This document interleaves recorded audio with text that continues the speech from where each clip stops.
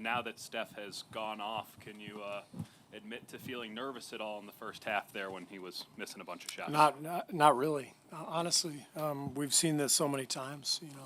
With Steph, all it takes is one. And I thought he was pressing a little bit early, but I was never concerned. This guy's a two-time MVP, and he bounces back from bad games as well as anybody I've ever seen, so it didn't surprise me.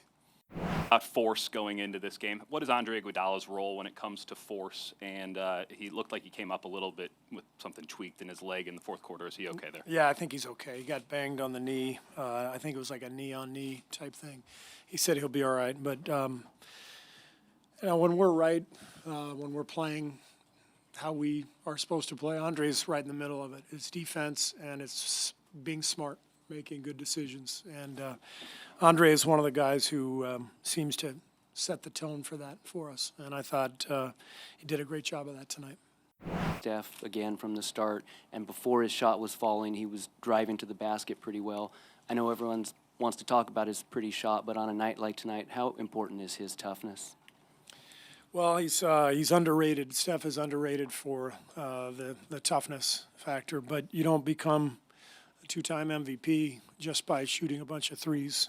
He's got unbelievable stamina and physical toughness, mental toughness. For 4 days, everybody's been talking about him, and what he did tonight didn't surprise any of us because that's just who he is. He's got unbelievable character and great talent, and it always rises when it needs to. Mark Spears, ESPN. Steve, what was the key to Steph's improvement defensively this game, and how quickly do you think, or what did you think he learned from the previous game defensively? I just think that we were so much better as a team defensively tonight that it may have shown up, that Steph played better, but it was really everybody. And when the whole team plays well defensively, each individual is going to look like he played better too. Steph's been battling this whole series with all these guys coming off and trying to take him off the dribble, and it's a lot of work, but he's standing up really well. But what else did you see from Draymond, particularly on the defensive end tonight? Because it looked like he was in the middle of a lot of things. Oh my gosh, Draymond! There's nobody like him. Honestly, I don't know another player who is like Draymond in this league. His ability to impact the game in so many ways defensively, getting out onto Harden and Paul and switching, and then rebounding and staying in Capella's legs and trying to knock the ball away on the lobs and protect the rim without fouling. Draymond he's just a tremendous defender, and I thought his performance tonight was unreal. The Warriors did it tonight. They eclipsed the Bulls' record at home, 16 straight consecutive wins. Could you comment on, a feat like that?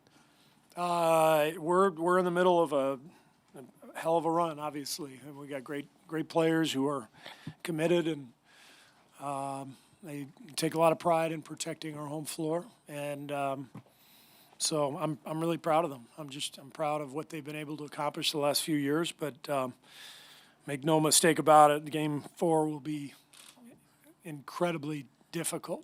We know what's coming, and so we're not paying attention to any of that stuff. You can ask Raymond for all the stats and all the records and everything else, but we gotta be ready for the force that's coming from them in Game 4. Coaches don't like to say this is a must-win or this game is bigger, and yet you certainly don't want to go back there even. Holding a 3-1 lead gives you a great advantage. So how big is Game 4? It's a huge game. It's kind of the swing game of the series, and we're right where we want to be, but we're not naive enough to think that what happened tonight is an indication of what will happen in a couple of days. So we've got to be prepared and ready for everything they're bringing and see what we can do. Steve, Dan Wecky, LA Times. You said, I think, earlier this week that Steph Curry and Oracle Arena is such a good combination. Why do you think that is, and what does it do to the rest of the guys on the court when he kind of starts to go and the crowd comes alive Yeah, the way well, it does. I think most teams play better at home. I mean, I think that's documented. But with our team, the way we play and what we rely on with Steph, he seems to feed off the energy of the crowd. And I thought you saw that tonight. You know, everybody was trying to will him early to making one of those threes, and he was missing. And then, you know, once the dam broke in the third quarter, you know, the fans they're just so happy when Steph scores. I mean, there's just this synergy between the fans and Steph, and it's fun to be a part of and fun to experience.